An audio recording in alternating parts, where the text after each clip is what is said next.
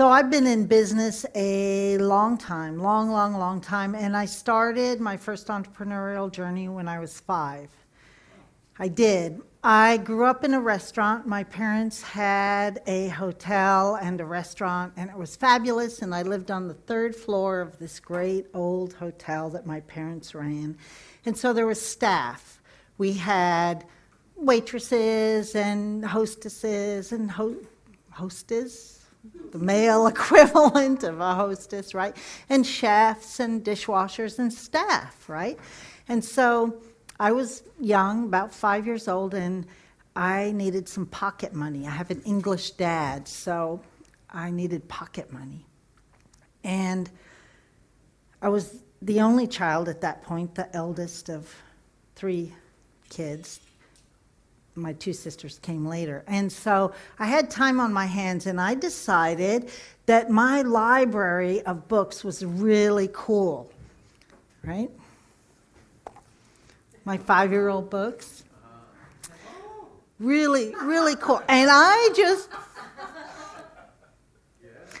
knew that if I just rented these books out to the staff, I could make some money. So you remember, I'm going back a ways, like in the 60s. You remember when you'd go to the library and there'd be that little card in the front?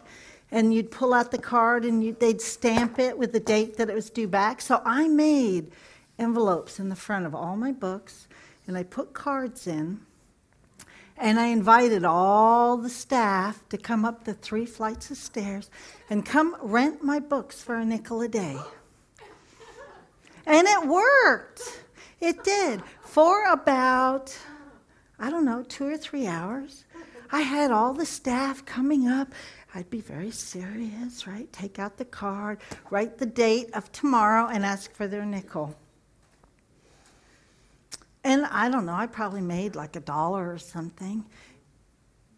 But it wasn't really a sustainable business model, and I'm going to talk about that because I ran out of staff, I ran out of books, and who wants to read Fox and Socks when you got a restaurant to run?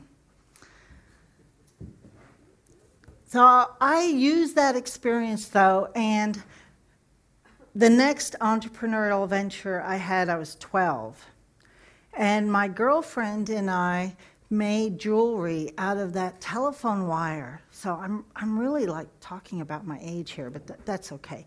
So remember those big, thick telephone wires? And inside was all that different colored wire. And if you can go back to like the 60s and 70s, it was really cool to twist all this wire together and make bracelets. And some of you won't remember that, but I do. And so my girlfriend, her name was Mimi, and my name is Michelle, so we named it the Mimi Shell Boutique. Really cool, huh? And we were about 12, and we set up in the back of the hotel, in my playhouse, a nice boutique. And we invited all the customers and clients of the restaurant and the hotel to come buy this jewelry. And it worked pretty well until my parents found out. Hi, Mom. And she's like, "What are you doing? You cannot sell to the restaurant clients, And they all thought we were really cute, and it lasted like maybe half a day, I don't know. But again, not a good sustainable business model. Great idea, pretty good product for somebody, but it didn't last more than a few days. So fast forward, and I'm in my 20s, and I go and I get a job in sales. I learned sales. I was rocking at sales, doing really well, but I knew I wanted to be an entrepreneur. And here's what happens. There's something that happens in our lives, and we're kind of called to do what we do. And I got really sick. Like many of you, I had chronic fatigue and fibromyalgia and migraines every day, and I got really sick. And in the process of getting sick and discovering how to get well, I discovered homeopathy. And for me, that was my saving grace. So in my 20s, I owned a computer supply business. I had a patent on a process for something to do with computers. I was running an office supply company. I had a manufacturing company. I had all these different businesses, and I was sick. So I was getting sicker and sicker and sicker, trying to figure out how to get well and run these businesses. And I was doing pretty well. I was rocking it. I was doing pretty well. But then as you get sick, you have to start making choices. And you have to fill yourself up. Sherry talked about that, right? And so, because love doing new things, I'm going to talk about this in a minute. I'm kind of a creator archetype. I'll talk about that. I discovered homeopathy, and I decided I want to share this with the world. I know I'm going to open a homeopathic lab. I'll just start a new business. I'm an entrepreneur. And so that's what I did. I started a new business, homeopathic manufacturing, and I started selling homeopathy. And it went pretty well. I did pretty well. But what I discovered was that the people I was selling to, chiropractors, acupuncturists, nutritionists, all those people that then sell homeopathy out of their clinics, didn't know how to sell, didn't know how to market, didn't know how to talk about what they did in a way to get their work out into the world so that they could sell more homeopathy, so I could sell more homeopathy. And so that's how I got into the sales and marketing business. I started teaching all these holistic practitioners how to sell homeopathy. And so we had to get into the heads of people who are sick. I was my own client, right? I had to get into the heads of the acupuncturist who was buying from me, and then help the acupuncturist get into the head of the sick person who wanted to buy the homeopathy. And so that's how I started Marketing Archetypes. And I'm going to talk to you today about how you can use Marketing Archetypes to help you in your business. So I've worked with people from all kinds of income levels. I've worked with really successful clinics with many people working for multi-million-dollar clinics, and I've worked with massage therapists who make $40,000 a year who want to take it to the next level. So I have worked with all these different kinds of people. But here's what I noticed. We all have gifts. And somebody that runs a $5 million clinic might have the same gift inside of them as the massage therapist that makes $40,000 a year. And it's tapping into that gift that's going to help you market.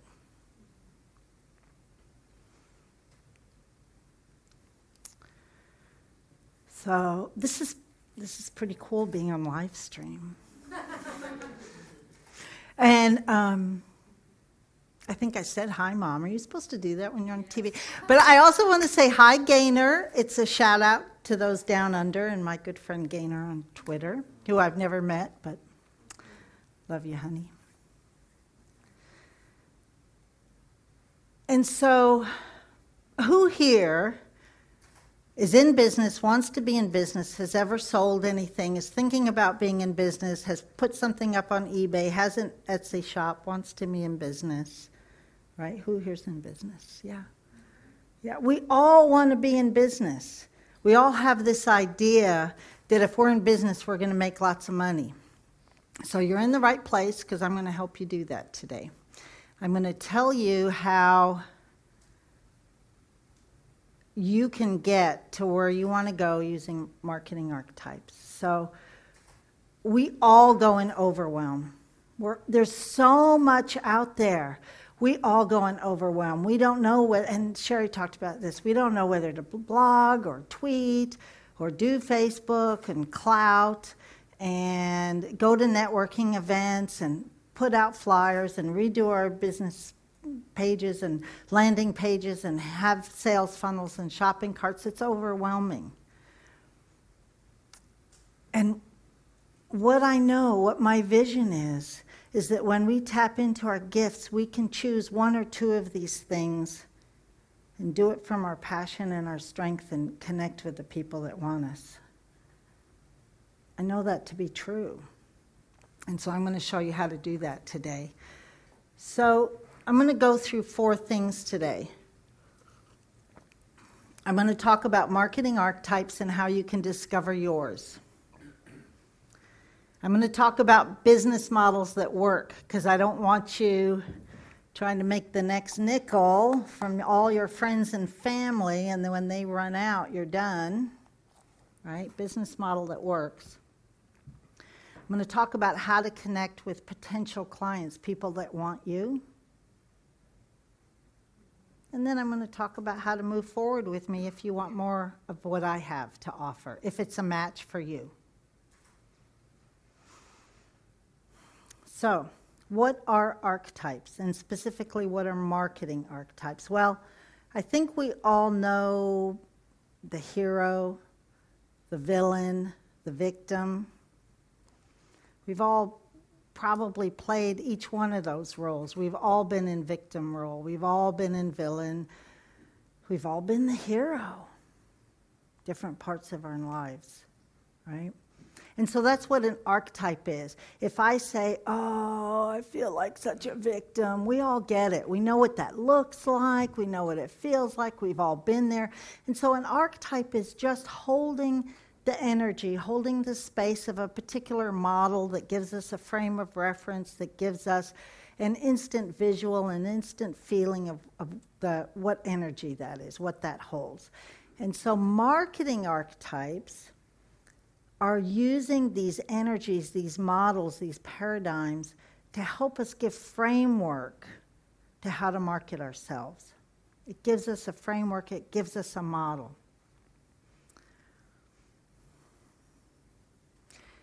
Marketing archetypes can help us market ourselves from our inner strength. So imagine if you were doing your marketing tasks every day totally in alignment with who you are. And you're not doing it because someone told you you had to. I had a client this week say, someone told me I had to do video. Do I have to really do video? It's taking so long for anybody to notice my videos. Well, Gina talked a lot about video this morning if you were listening. And yeah, we need to do video, but not if it makes you feel like crap inside. Because that's going to come across on the video. Right? So I give you permission right now. If you don't want to do video, don't do it. Right? Don't do it. There's plenty of other ways to connect with your audience. So let's talk about some archetypes. Caregiver archetype. We all know what a caregiver is, right? They're the person that's there in hospice, like Donnie, helping with such a pure heart, somebody that needs them. Most of us have been caregivers in our lives. Friends, family, children, parents. There's all been times when we've had to step into caregiver role. And when we're in caregiver and we're in our essence, we are giving from a pure heart. We are giving in selfless love to help those who need our help.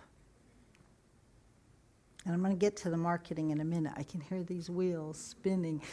When we're out of balance in caregiver, we can be that bossy mom, right? I've been taking care of you, and I know that you need to take these pills right now and eat this food, and no, you can't have a soda, or you need to drink more water, and we go into bossy mom mode, right?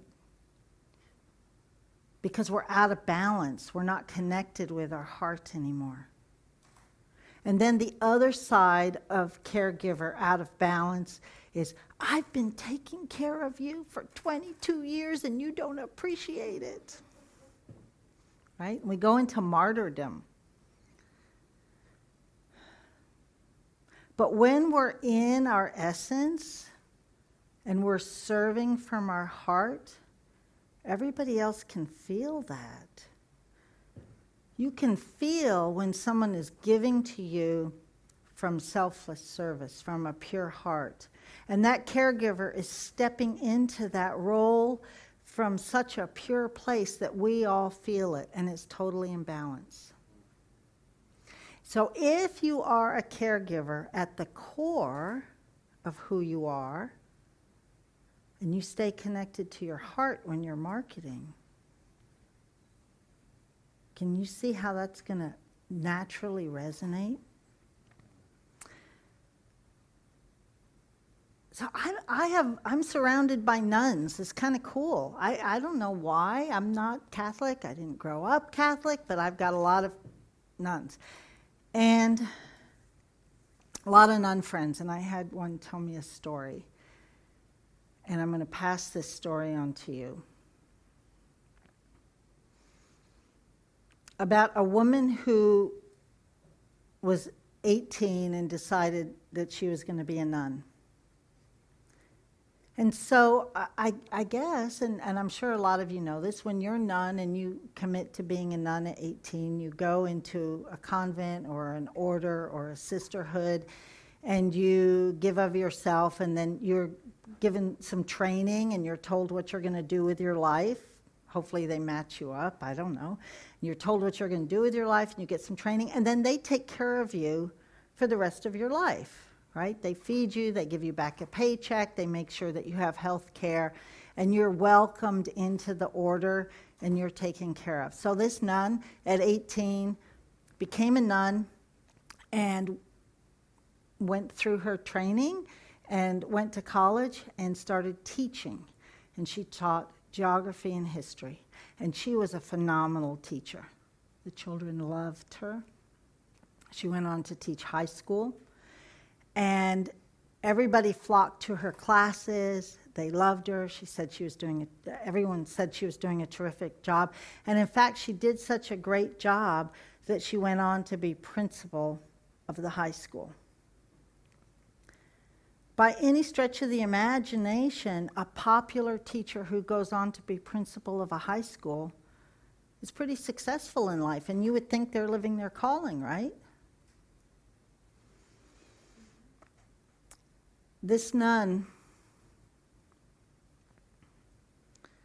about 17 years after being principal of this high school,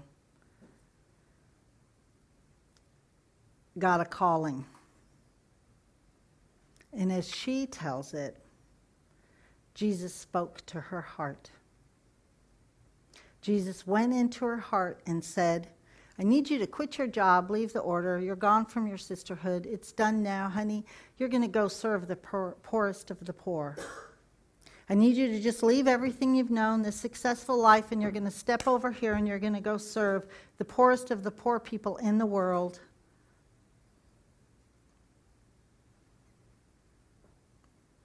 And so Mother Teresa went to her Mother Superior and said, I've got a calling. Jesus spoke to me. I'm supposed to quit this life that I know.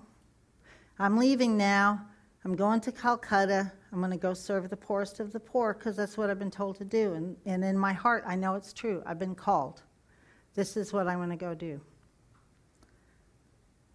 And you know what happened? They said no. Her Mother Superior said no. You're not just going to quit. You're principal of a high school. People are depending on you. But she knew what was so important in her heart, and she knew what she was called to do. And so she went every day back to her superiors and said, I've been called to do this. It's in my heart. And she didn't push or struggle or complain. She just went every day and said, this is what I'm supposed to do. It's in my heart. 18 months later, can you imagine? 18 months later. So her life, can you imagine? She's got food, she's got a place to live, she's got a great life, she's got health care for life. She's got this great thing going on. Everybody's like, you're in your purpose. You're a great teacher. We need you as a high school principal. 18 months later, they finally let her go and said, okay, we believe you. Time to go. So she left the only world she ever knew, took her bag, and went to the streets of Calcutta. But here's the interesting thing. She didn't go minister to the poor right away. So she had been talking about this, feeling this for 18 months. And then she said, I don't know what I'm doing. I need some training. And so she went, and for 6 months she got some training so she would know what to do when she got into those back streets of Calcutta. She went and got basic health care training. She went and got some basic training on how to work with this population she'd never worked with before. And you know what she did? She moved from administrator archetype, what I might call a mechanic archetype. She moved from teacher archetype into caregiver archetype. And she started serving from her heart. And my gosh, do we not think that she was living her purpose?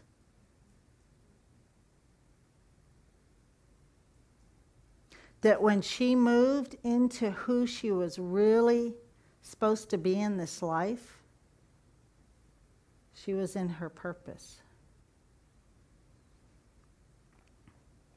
Now, what's cool about this is she went on to create foundations all around the world. I think I read somewhere she has 6,000 centers set up.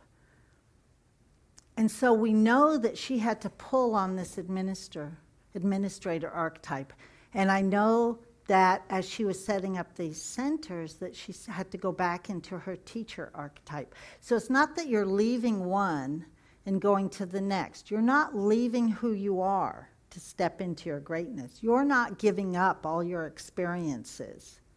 You're taking them with you. And then you're drawing on the pieces that are going to help you move forward. And so as soon as Mother Teresa stepped into her caregiver archetype and was able to serve the world from selfless service, from her heart, she went into her greatness. And every time, do we not think that she had to market herself? Of course she did. She was marketing every day. I need money. I need help. I need you to go out there and help the rest of the poor people in the world. She was marketing every day. But she was marketing by example and by keeping her heart open.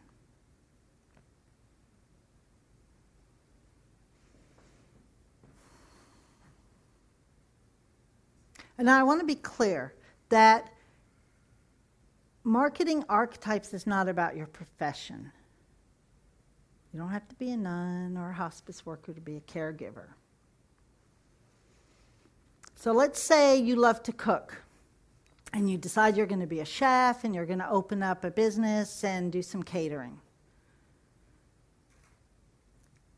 You can be a chef and love baking.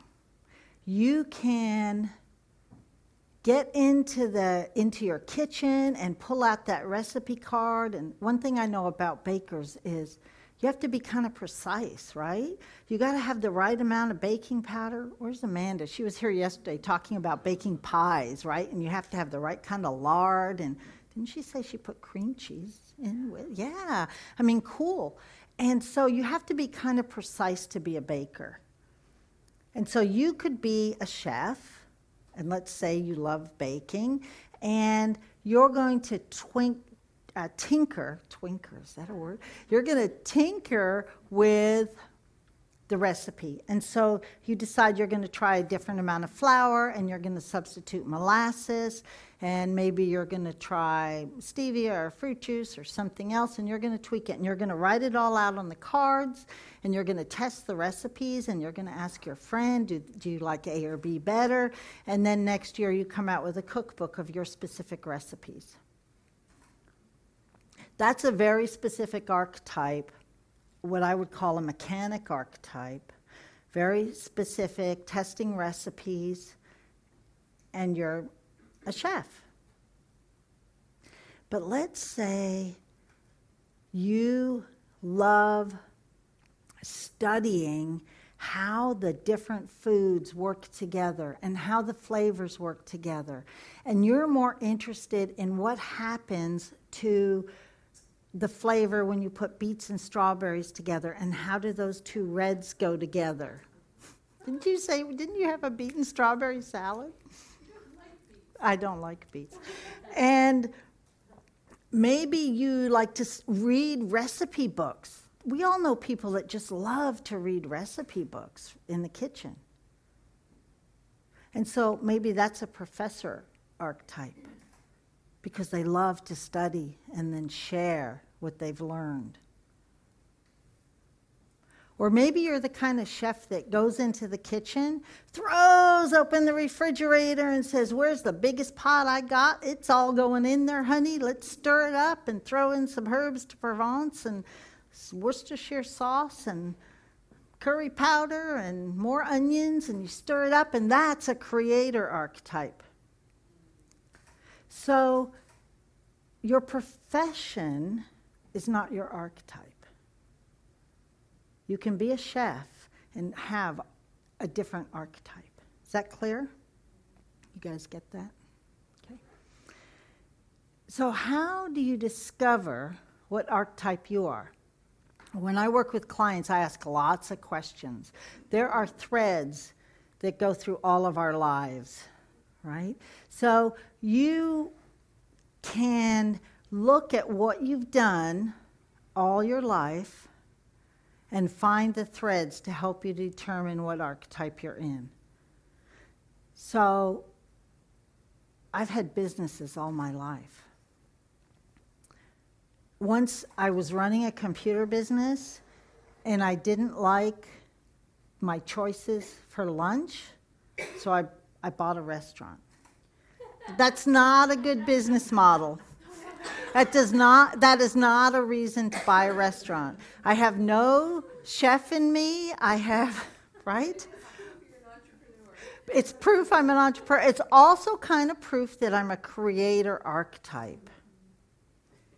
Right? I call it shiny object syndrome.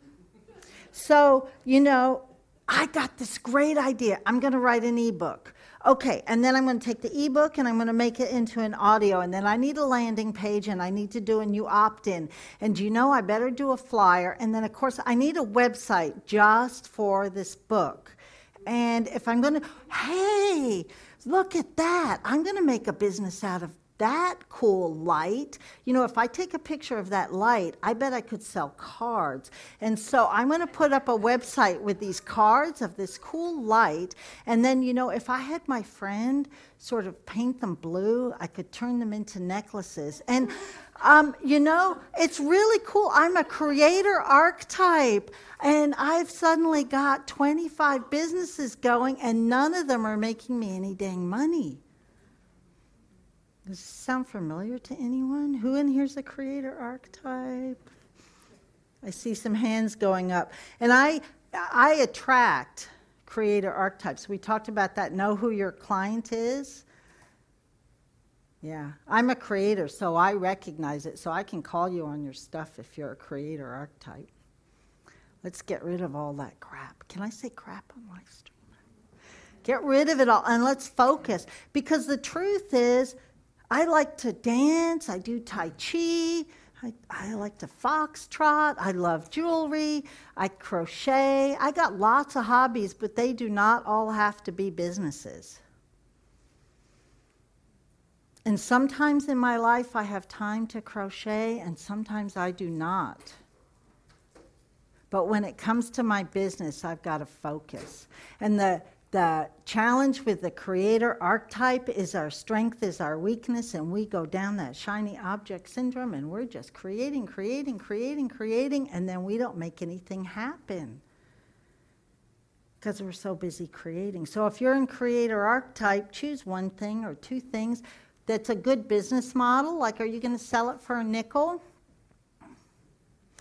I've worked with many, many authors and speakers, and I've taken more than 30 authors now to #1 bestseller status. And the thing about authors is you can be a writer and be an author, or you can have something to say and be an author. And there are two different ways of making money. So if you want to write a book and put it up on Kindle, and it's going to be up on Kindle for $3.99, and you're a creator archetype, and you're starting to think about, I got to go do the landing page, and I got to do the website, and then I need a separate website and an opt-in list, and you know how our mind just goes and goes and goes, all for this $3.99 Kindle book. And then Amazon takes half, and it took 6 months to organize and write it because, you know, it does. It takes a little while. I mean, maybe you're a fast writer and you can write it quickly. And then you email your list. So you email all your list and you sell 500 books. Let's say you have a great list and you sell 500 books and Amazon takes half, so maybe you made $1,000. And then you come to me and you say, Michelle, help me sell 20,000 more books at $3.99. Man, you need a big list to do that, right? You need a big list. You got to have a lot of marketing behind you. So you got to make sure the business model's good. If I'm out there renting my book for 5 cents and I've tapped out my list, all the waitresses have already rented my book, it's not a good business model. So you either need a bigger list, connect with more people, more products, better products, higher end products, more expensive products. All these things can help you with your business model. But you got to choose and not go down that shiny object syndrome. So how do you connect with clients? How do you connect with new clients? How do you get new prospects in your funnel? That famous sales funnel thing, right? How do you use your archetype to find more people? Some of us are natural-born networkers. It's not me. I'm not the one out there shaking everybody's hand and passing out my business cards, but some people are like awesome at that. Other people, when they go to a networking event, need a job to do. They need to be the person that's walking around with a basket saying, put your card in. It gives them a job to do. It gives them a way to network effectively when you're in front of other people and meet new people. Some people like to sit behind the table at a networking event and sign people in. Say, welcome to my organization. So nice to meet you. My name's Michelle Vandepas, michellevandepas.com. Right? So you've got to choose what works for you and be in your archetype.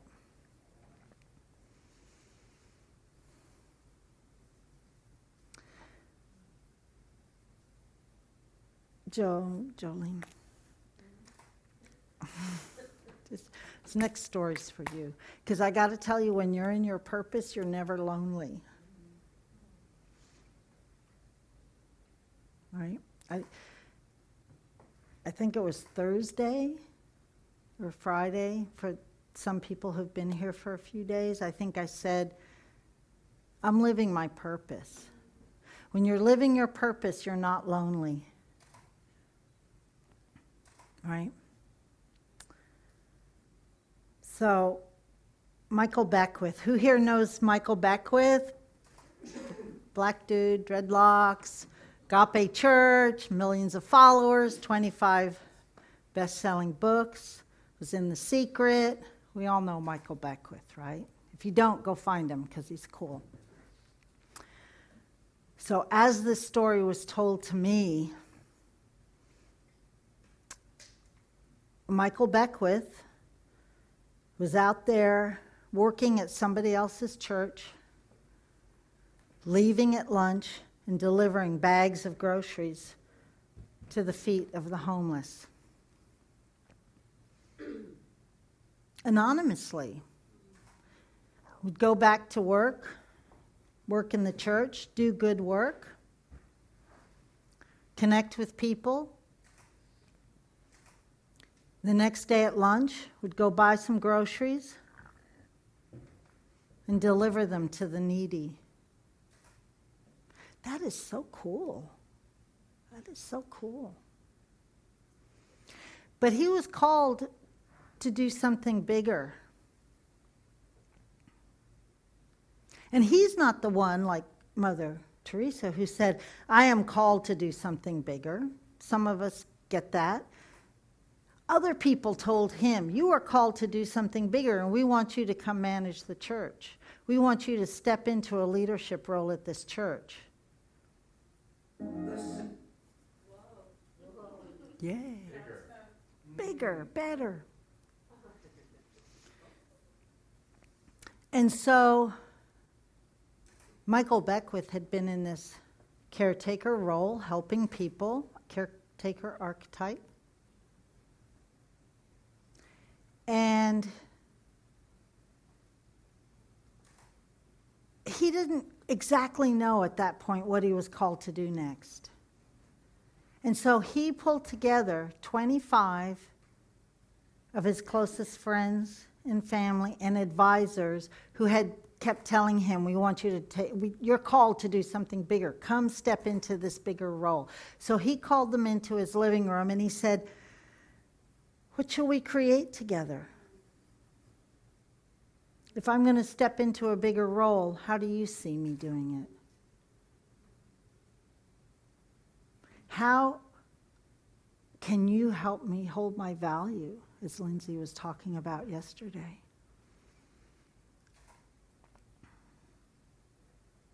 And in that meeting, they founded Agape Church. You know what's cool about this? He went from caretaker role into politician role. He said, I need some people around me to help do something bigger. I need to pull from advisors. I need you guys to reflect back to me what we can do as a group, and I will lead. I'll be the leader. I'll step into that role. But I need you to help me. Because isn't a politician, when they're in balance, they have a vision, they draw on their advisors, and then they all work together for the good of the whole? Okay, let's be clear that maybe Congress hasn't quite been there in the last few weeks, and when you're out of balance, you're seriously out of balance, right? We've seen that reflected. This is the end of, 2013? Because I want to make sure I have the year right.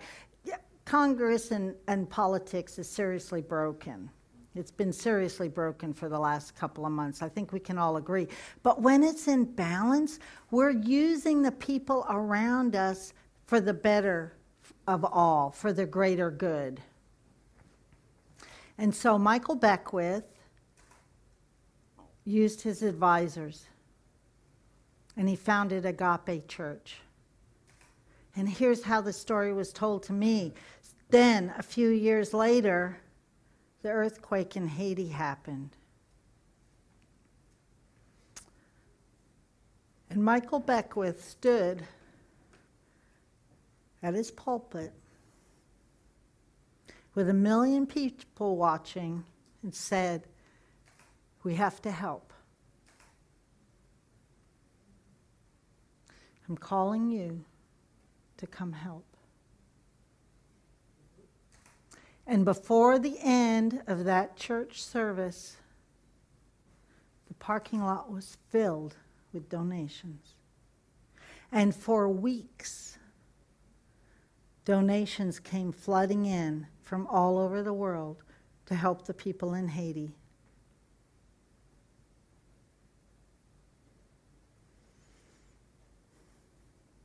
This is turning into a purpose speech, not a marketing speech.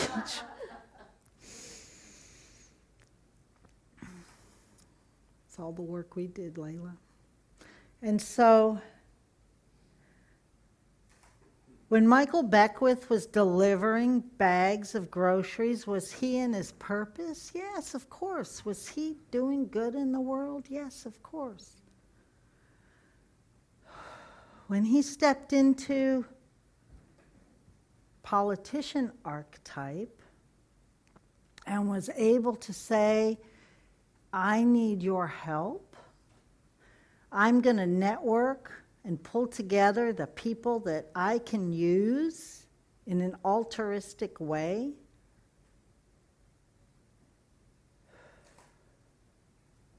Can you see the result? That he was able to serve and help in such a bigger way.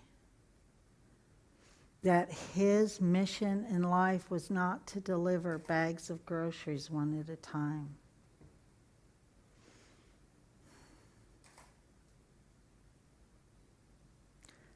Politician archetypes are brilliant at using other people. We want to use them, the people around us, in balance, so that as we're using other people, we're all buying into the vision. We're all getting the vision of where we want to go, that it's for the greater good. When politician archetypes are out of balance, they're stepping on other people. They're using them instead of using for the greater good.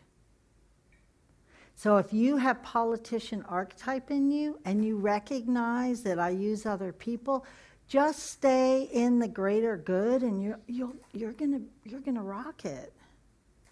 And then how do you use that in your business? You connect with other people.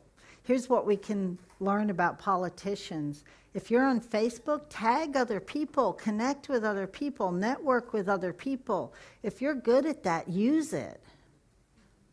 Help each other. Step into the greater good. Does this make sense? Does this help kind of pull together what marketing archetypes are?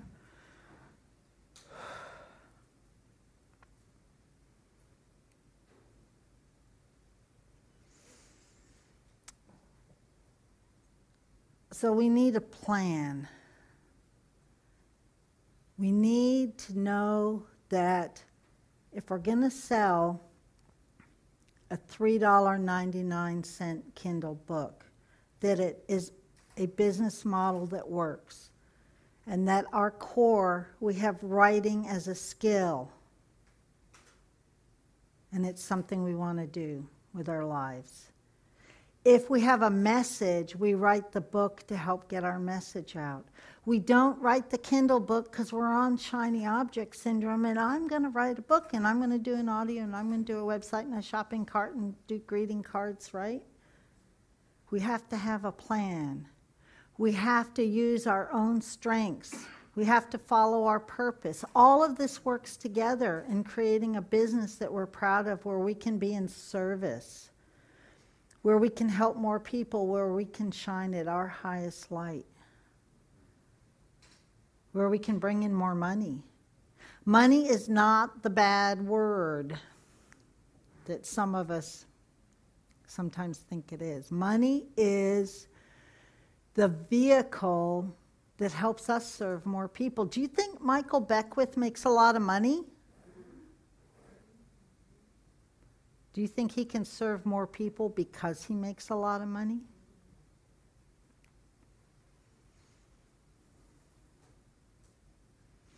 What do you want to do with the money that you make? Who are you going to serve with that money that you make?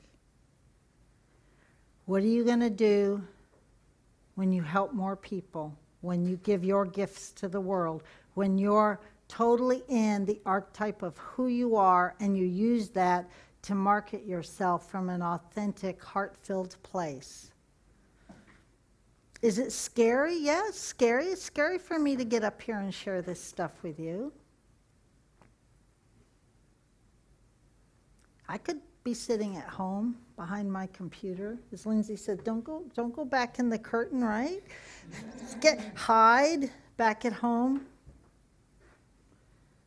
but that doesn't serve us. So we have to step into the archetype of that we're born with, of who we are to be in the world, and then use that to help us market, to connect with more people.